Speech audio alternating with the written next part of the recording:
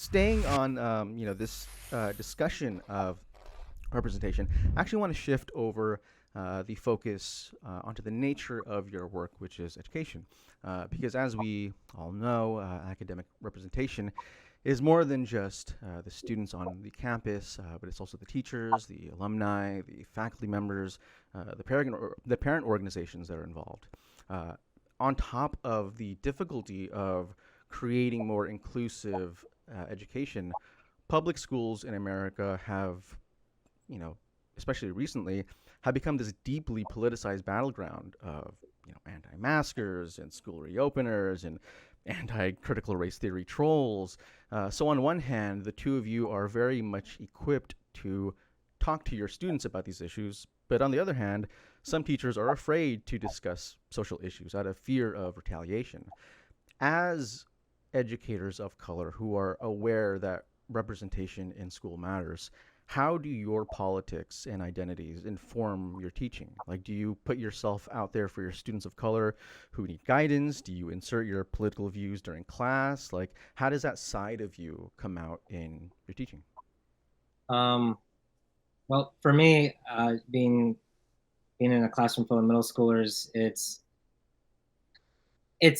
hard to keep all that separate because a lot of the stuff that, especially in the last year, that's been going on, has actually been very personal and has deeply affected, both our lives, to a point where, after Atlanta, in the spring, I had trouble being in class and being present in class for my students. And I even told them, like, this thing happened, and it's just everything has just been escalating, and this is what I'm feeling today.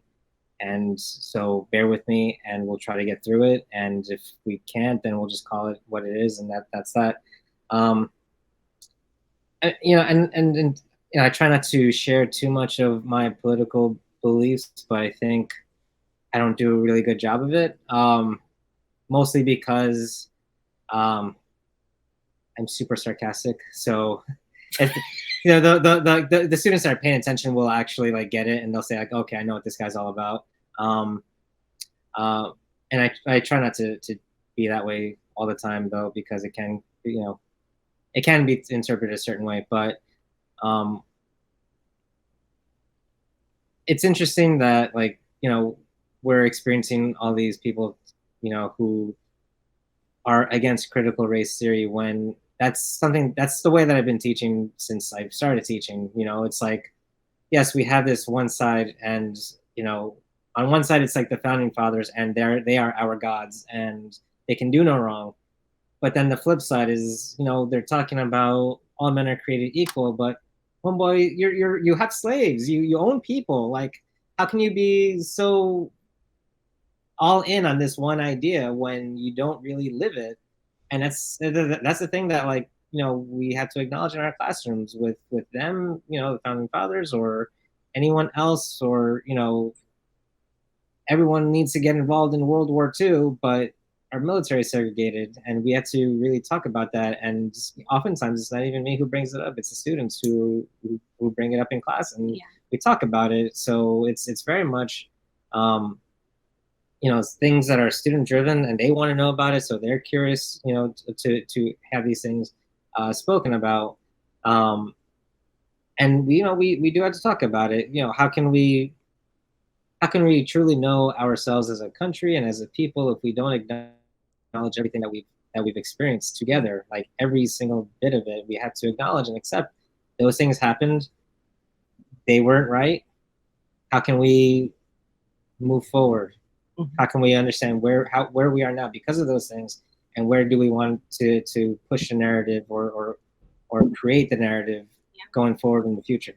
There was, I mean, he's continuing to work in schools, and I haven't been a classroom teacher for a few years now.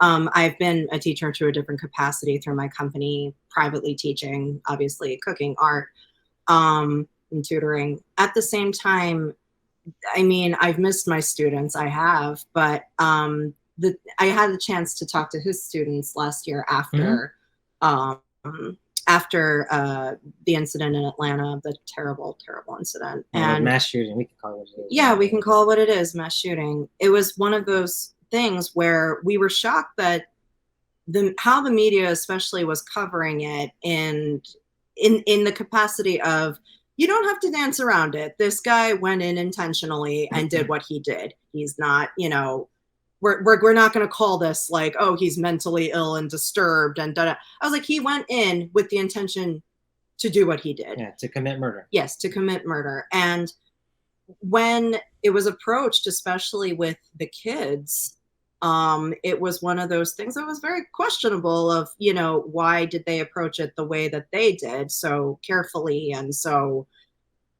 tiptoe around like what's happening. And the truth of the matter was, I was like, it was a conversation that frankly, the Asian American community in the school should have been able to lead that conversation.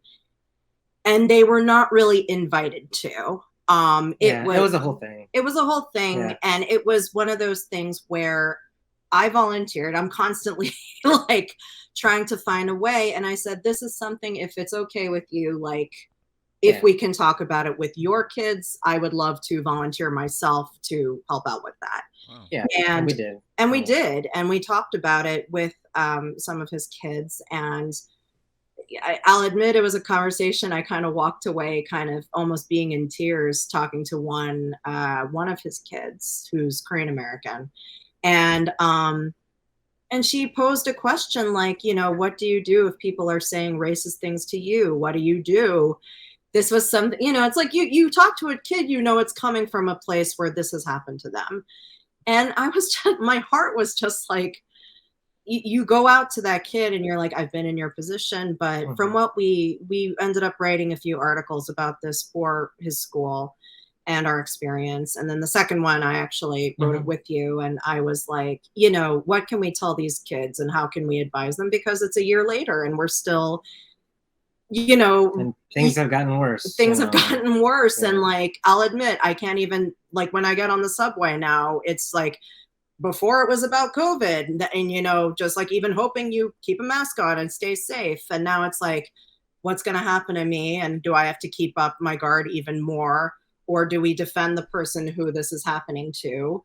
And it's, I basically just, what we made sure to write in this article was, use your voice. It's a muscle. You've got to just keep using it, exercise it, learn how to use it, learn what impacts and what is intentional that you're trying to get out.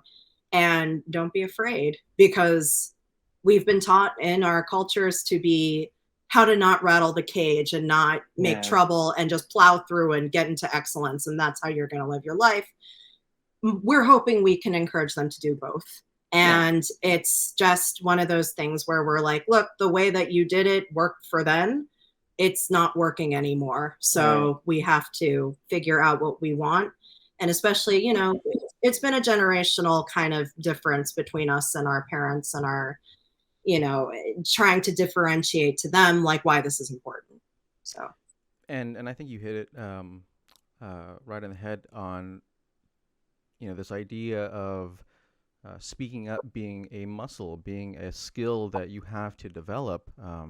Sometimes people think that, oh, well, I care about this social issue. I said it once. I've admitted that I'm not racist, or I admitted that, misogyny is bad. But there isn't sort of a follow-up. There isn't, a consistent drumbeat of, yes, like this needs to be talked about all the time. Like it is always on the plate.